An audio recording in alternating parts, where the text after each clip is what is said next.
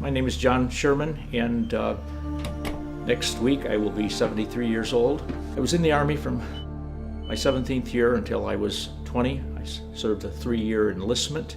Then I married, felt called to the ministry. I pastored 3 different churches over a span of 40 years. Then I was asked to be in a position running a native mission up in Canada administratively, and I accepted that. For the last 10 years now, which includes that time, I started doing youth work because I saw that there were a lot of kids that had no interest in the gospel or God or much of anything, and there had to be something other than church to reach them. And so I endeavored to start community youth programs. I did not grow up in a faith-based family as Jack did. I came to Jack's program as a United Methodist. We both got involved with 4-H projects, both of us working from churches, and this was after I had found my faith, and we realized how important that connection was to these youngsters. 4-H-like projects then could draw kids into mission work and into missionary programs as well and be very effective. Somehow we got together at some point with the 4-H, compared those notes, and we both had similar thoughts on that. So when Jack Sherman began community youth programs, it was a program that I was drawn to. At some point in my ministry, serving as a pastor of 3 churches, I realized God was calling me to mission work. Even though I was very comfortable being a spiritual leader in a church, God was calling me to go where the gospel hadn't been heard yet.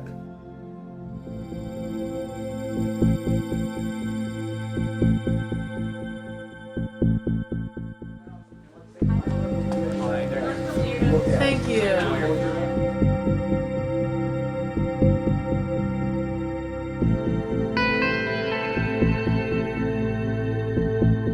Our ministry started out as an outreach primarily to Native youth, and it was an attempt to connect heritage with where they were at now. And so we do such things as archery, outdoor sports. Archery is our flagship program. So we do archery, we do a craft, we make bows, as I mentioned. Then we connect that with a character lesson. And so we put the 3 things together, and we've had quite a bit of success of kids saying, hey, this is great. My goal for reaching them is ultimately to share with them the gospel of Jesus Christ. However, most of them that we come in contact with are at risk. Suicide is rampant, substance abuse, alcoholism, and various other problems. In some of the northern reserves, the kids they literally will bust things up, do anything to get in jail, which is a federal prison down province, because it is better living there than it is back home. So we're dealing in some cases with some kids that are very dissatisfied with life. It means nothing. We hope to share with them the purpose of life and also the best way to live life to its fullest and give them hope.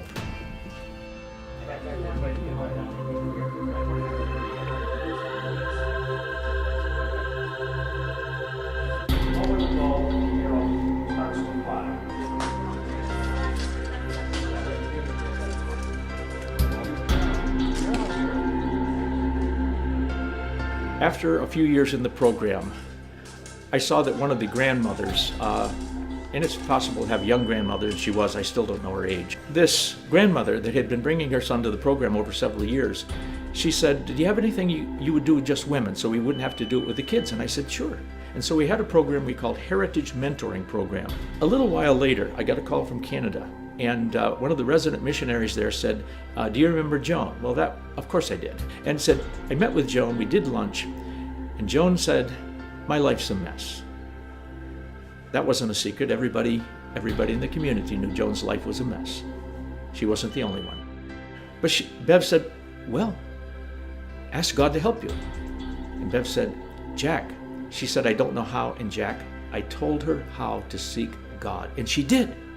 Time went on. About a year, she became a part of a local church, and she was baptized. And I was not in the area for her baptism.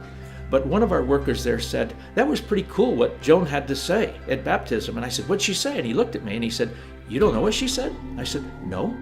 He said, "She said, when I first met Grandpa Sherman, I thought, what's his game? Why is he doing this?" And so I kept checking up on him to try to figure out, what's he doing this for? But there came a time when I realized, hey, he's got something here. And I started trying to figure it out. If it wasn't for the youth programs, I would not be a Christian today. And the happy thing is, we had a women's program up in Blind River, Ontario, Canada, about 3 weeks ago now. This woman was one of the participants. It was Circle of Hope is what we call it. And it was where people that either have been or are currently addicted to something or some things. And she was a participant there, and I'm thinking, okay, there was a time when she was entangled with this. Now she is free, and she's helping others find the way that she got free. It's exciting. That's probably the most exciting single one. Right here, and this is true of anywhere we go, there's a tremendous blessing in looking at these youngsters, getting a chance to share in a few hours of their lives. Their lives are so precious. To think that God has enabled us to be in a position to be part of their lives, even for a few hours, is an awesome responsibility.